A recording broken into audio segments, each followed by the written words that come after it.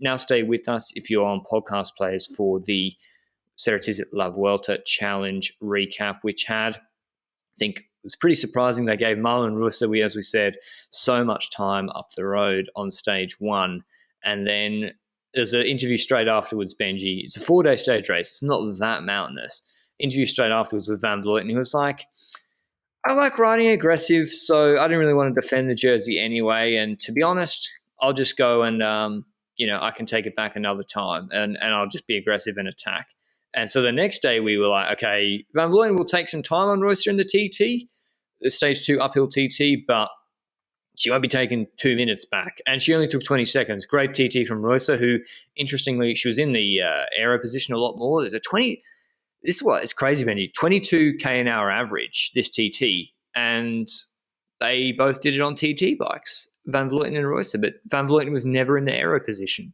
Yeah, kind of surprising. But in the end, I think what showed me the most on this stage is the fact that I wouldn't even talk about Van Vleuten and Royster, just the fact that Van der Breggen was so disappointing on this parkour because her form just isn't there. And it seems like she's winding down towards her retirement this year. Yeah. And based on the stuff I've read so far, this is her last race in SD Works colors. And then I think she's skipping European champs and doing world championships. But yes, there could still come an SD Works race on her calendar because that was not 100% known yet. But yeah, it's weird seeing that trickle away and not having her next season. I'm starting to feel withdrawal symptoms already. You know what's also weird is Marta Cavalli coming third. I always thought of her as as like a sprinter, and this is a long 20-minute. This is a 20-minute effort, 20-minute climb, and she comes third here ahead of Nuvia Doma and Ruyakas and Mullman. I recall her getting fifth, I think, in the Giro Rossa. Let me check here. Yeah, fifth in Giro Rossa time trial.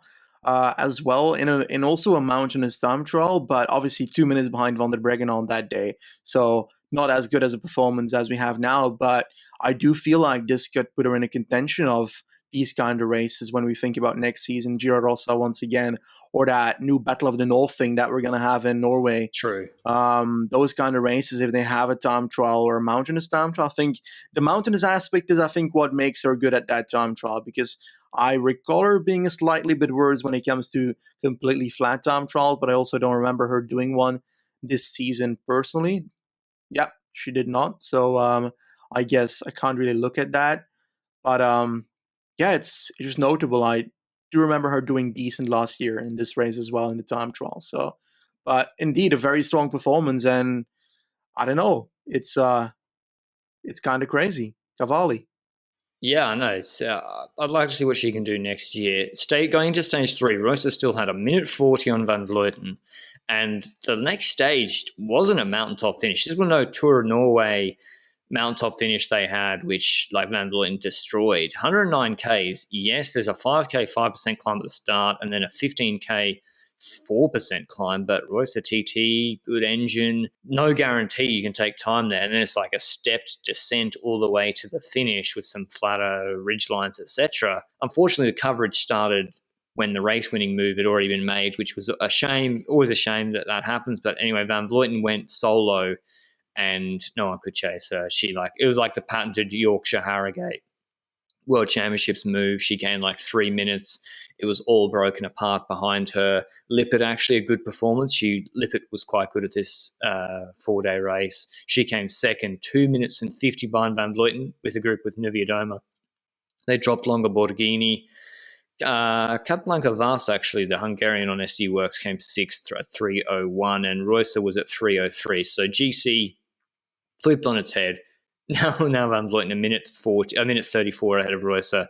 And Longa Borghini moved up into 7th, up 10 places. Xavi was actually in 3rd, the Kenyan SRAM, who's having a really good season. But I think it's a shame, Benji, that I don't know. We don't really know what happened, whether it's a tactical thing, but I guess it's a shame that from our perspective, Van Vleuten made a tactical mistake losing that much time to Royster on stage 1, that we thought. And then it's like, well, it's not a tactical mistake because she'll just take it all back on stage 3.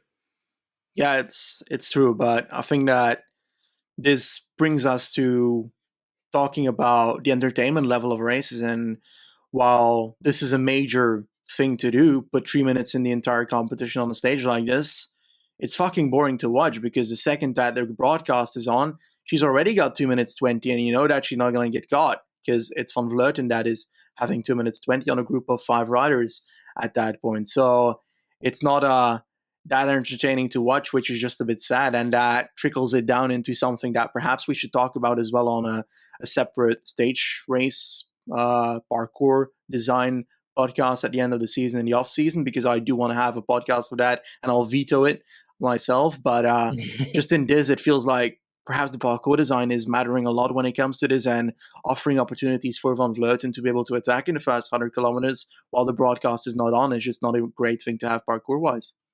And also, I think this sort of stage is what scares off when we say, why aren't there 30-minute climbs in women's racing every race? And maybe organisers see this sort of result and then they're like, we don't want to have the race decided 60, 70 Ks from the finish. Which, like Mike, people say, well, Rafael Majka and Caruso went on long attacks, but unfortunately, what's the state of cycling at the moment? The Vuelta gets full coverage. That being said, there's Dauphiné stages, Benji. Dauphiné stage 8 is not just a problem for women's cycling. Dauphiné stage 8 usually the best stage of the year. Remember, they don't have coverage when it's kicking off on the earlier climbs either. So it's also just a cycling problem. But stage 4, Van Vleuten pretty much had GC wrapped up. She put a teammate, Leah Thomas, in the break, actually, who was looking really good. She then broke away, fuga de fuga, from that breakaway on a rolly 107K parkour, which had an uphill grind in like the last 500 meters to Santiago de Compostela, to a nice little kicker at the end. And she got caught. The camera work didn't show it. I think Longa Borghini attacked out of the peloton behind. Correct. She must have, but we didn't see her move. She's followed on the other side of the road by Kopecky. Kopecky gets in her draft, and Longa Borghini basically leads out Kopecky on this finish, who smokes her at the end, winning ahead of Longa Borghini. They gap Anna Henderson. Still a good result from her in third. And as I said, I keep mentioning her name, Kata Vas Olnesti, works the Hungarian. She's like 19, fourth, good result. Then Silvia Zanardi, Elisa Balsamo, sixth, and Neviadoma Lipit Makai, and Rihanna Marcus. So Van Vleuten taking GC, obviously, but Kopecky, I actually didn't think she could punch like this, Benji. I actually do, because I think that we've seen quite a few races this year, like the Strade Bianche, where she was climbing really well. True, until she had that puncture, then RVV until she had that puncture. It's kind of sad if you think about all of it.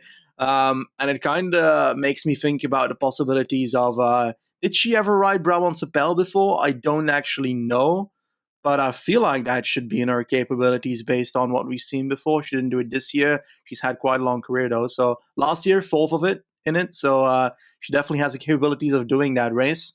Perhaps she even won it at some point in her career, but I don't see it necessarily directly on the list. But that could be an indication that she could do those races and win one of those in the future years. And sure, it also indicates that the climbs in RVV are looking good for her. The climbs in Strade Bianche are looking good for her. And that could bridge the gap to having real results like a Marianne Vos, where she's also better on the hilly sprint parcours. And that's interesting. Sure, she will likely not end up with the career that Marianne Vos has, because that is literally the goat of women's cycling. But it's certainly a dream that she can hold in front of herself and perhaps get a few very similar results as Marianne Vos in those kind of races. But I think that in this race, you could say that Longa Borghini gave her a lead out in it. You're right, it's true, but I also think that the only way that Longa Borghini can beat Kopecky here is if she goes so hard on the initial uphill section of that she drops her by the time the sprints happens, and she didn't, and as a consequence Kopecky wins. And yeah, it's just shit that we didn't see anything of it because the camera was behind Leah Thomas looking forward, and then turned around and suddenly they were there. They had the Tour of Britain stage 1 cameraman in action. Yeah.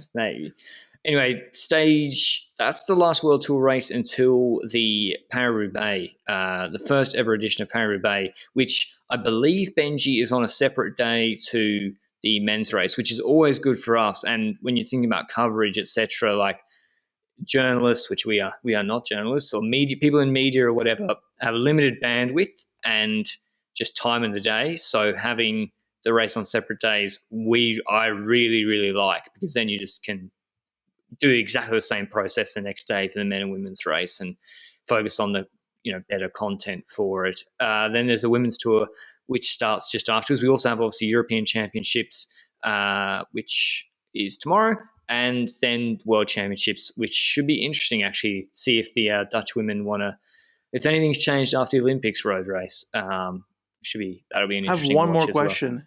Si, senor. We had Blanca Vos doing really well here in this race, and I'm looking at Roubaix as well, and we know that she's great at cyclocross. Like, true. Should SD Works put her in the team? SD Works has a lot of good riders, but these performances and knowing how good she's at CX, does that offer up a spot on Roubaix for her, you think?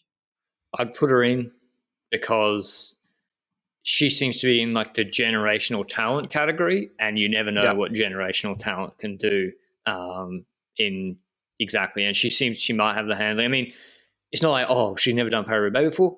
No one has in the women's peloton. So she's at the same disadvantage to everyone else. Now, maybe she hasn't recon the course. I think Drops the Call have gone and done a recon of some of the sections. But yeah, I'd put her in just because she's going to be your one for the future. So why not give her a chance now to learn? It's a shame Dygert won't be doing it, Benji. Dygert, I think she's ended her season, right? Yep, exactly. And it's also not only sad for that aspect for Roubaix, but also for the World Championships ITT, for the European. No, she won't be in the European Champs ITT. That's a fucking Benji's geography's fucked. Yes. The Freedom Eagle screeches when they hear you say that sort of thing. Yeah. She would have been good on the World Championships parkour, as well as Grace Brown, who's also had a season-ending injury. She had tried to heal her shoulder injury, didn't heal, and then she's having to have surgery to fix that. So that's a real shame. She's off to FDJ next year, Benji? Grace Brown? Who? Yes, correct. Yeah. She actually good transfers in that team this season, so looking forward to that. We should do a women's transfer pods in the coming weeks somewhere. All right, mark it down. But that's our recap of the Vuelta Challenge and some other women's cycling news. We hope you enjoyed it. Let us know, is there someone we're missing for Paris-Roubaix Femme First Edition who you think low-key will really enjoy the parkour? Probably Chantal Vandenbroek Black, but it's not exactly a hot take. But until what's her name? European Champs on the track team, come on. Oh, my mind is Lucinda Brand, probably. Yeah, true. Lucinda Brand. But yeah, Grace Brown obviously would have won it. But yeah, until the European Championships recap tomorrow, we'll see you then. Ciao.